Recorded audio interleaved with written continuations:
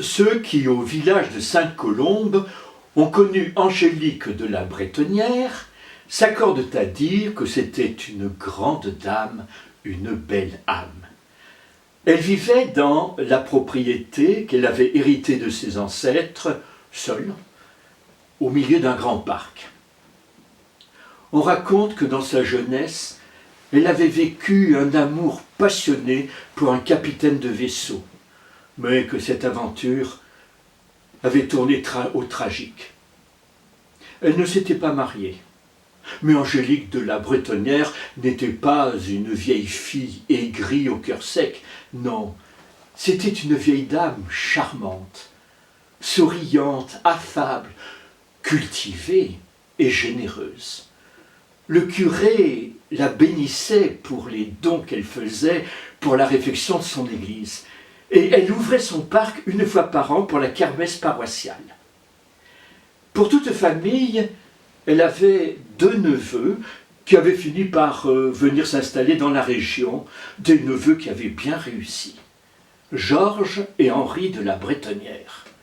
Georges était patron de 2 usines, une usine de lampes au néon et une usine de chaussettes fines. C'était un bon mari, un bon père, un bon citoyen, votant toujours du bon côté.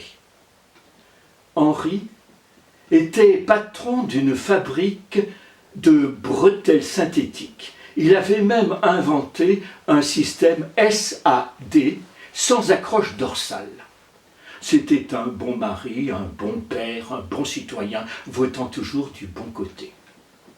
Georges et Henri étaient 2 neveux très affectueux, très attentionnés. Ils prenaient de leur temps pour chaque semaine rendre visite à leur vieille tante, pour venir lui faire leur cour. Georges, c'était le jeudi et Henri le vendredi. Elle les recevait dans le petit salon bleu autour d'une tasse de thé. Georges lui apportait toujours des pâtisseries, des chocolats, et Henri un livre, le prix Renaudot, le prix Goncourt. Jamais elle n'aurait supposé que leur visite n'était pas complètement désintéressée. Ils étaient tous les 2 héritiers de sa fortune. Un jeudi, étant un peu fatiguée, elle est montée dans sa chambre pour se reposer avant la visite de Georges. Et elle a fini par s'endormir. Aussi ne l'a-t-elle pas entendu quand il a sonné en bas. Georges a attendu un moment, et puis il a fini par ouvrir avec la clé qu'elle lui avait donnée. Au moment où il allait vers le petit salon, il y a son frère Henri qui est arrivé. Il avait changé son jour exceptionnellement. Et tous les 2, ne voyant point leur tante dans le petit salon, sont montés au premier étage, se sont approchés de la chambre, ont posé l'oreille contre la porte, ils l'ont entendue ronfler très doucement, elle dormait, ils ne voulaient pas la réveiller, ils sont restés un moment à discuter à voix basse, mais Angélique avait l'ouïe très fine. Et malgré le bruit faible que ses 2 neveux faisaient, elle les a entendus. Elle a prêté l'oreille. Elle était curieuse quand même de savoir comment il parlait d'elle peut-être. Et il a tout entendu. Georges qui disait à son frère, « Quand est-ce qu'elle va crever, cette vieille toupie? C'est que j'ai besoin de son argent, là, pour renflouer les caisses de mon usine. » C'est comme si le ciel s'écroulait.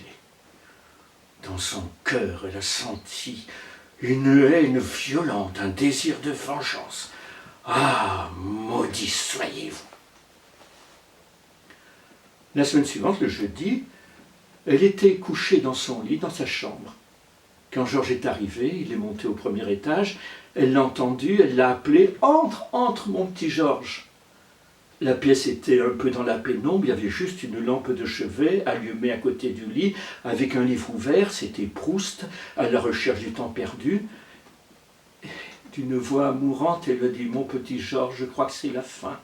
Je crois que je vais bientôt aller rejoindre mon capitaine de vaisseau. Non, non, non, non, ne dis rien. Aussi, avant de mourir, j'ai un aveu à te faire. Tu sais, je vous ai toujours bien aimé, toi et ton frère. Mais j'ai toujours eu une grande, grande préférence pour Henri. Aussi, c'est à lui que je vais léguer toute ma fortune. Mais rassure-toi, j'ai pensé à toi.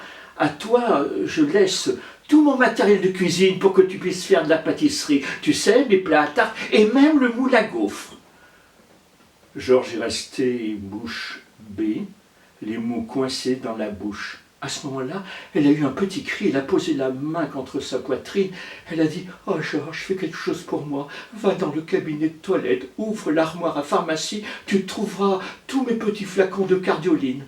Tu mets 3 gouttes dans un verre, mais attention, pas plus. Si tu dépassais la dose, ce serait la crise cardiaque foudroyante. » Georges est allé dans le cabinet de toilette, il a ouvert l'armoire à pharmacie, il est resté un certain temps, et puis il a apporté les 3 gouttes de cardioline dans le verre d'eau à sa tante Angélique. Le lendemain, quand Henri est venu rendre sa visite hebdomadaire à sa tante, il l'a trouvée dans sa chambre couchée. Il s'est approché, tante Angélique, ça ne va pas, je suis désolé, j'ai manqué votre visite la semaine dernière, et puis, mais ça ne va pas du tout, je crois que je suis à la fin, je crois que bientôt le Seigneur va m'appeler à lui, et j'irai retrouver mon capitaine de vaisseau. Mais maintenant, non. Et puis avant de mourir, je voudrais te faire un aveu. Tu sais, je vous ai toujours aimé, toi et ton frère, mais je crois que j'ai toujours eu une préférence importante pour Georges. Aussi est-ce à lui que je vais léguer toute ma fortune. Mais rassure-toi, Henri, j'ai pensé à toi. Je te laisse les œuvres complètes de Marguerite Duras et d'Alain Robbe-Grillet. Je crois que tu en auras pour jusqu'à la fin de ta vie. Henri est resté bouche bée. Les mots sont restés coincés dans sa gorge. Elle a poussé un petit cri. « Oh, Henri, il faut que tu fasses quelque chose pour moi. Va dans le cabinet de toilette, ouvre la boîte à pharmacie, tu trouveras mes flacons de cardioline. Tu m'en mets 3 gouttes dans un verre d'eau, mais pas plus. Parce que si tu mettais une dose plus importante, je crois que ce serait la crise cardiaque foudroyante, assurée. » Henri est allé dans le cabinet de toilette, il a ouvert l'armoire à pharmacie, il est resté un certain temps, et il est revenu avec les 3 gouttes de cardioline dans un grand verre d'eau. Le lendemain, c'était le samedi, Georges et Henri se sont retrouvés, comme ils le faisaient chaque semaine, dans le jardin municipal pour un jogging matinal. Mais avant, ils se sont attablés au bar des installations sportives pour prendre un café, sans sucre, mais avec une forte dose de cardioline.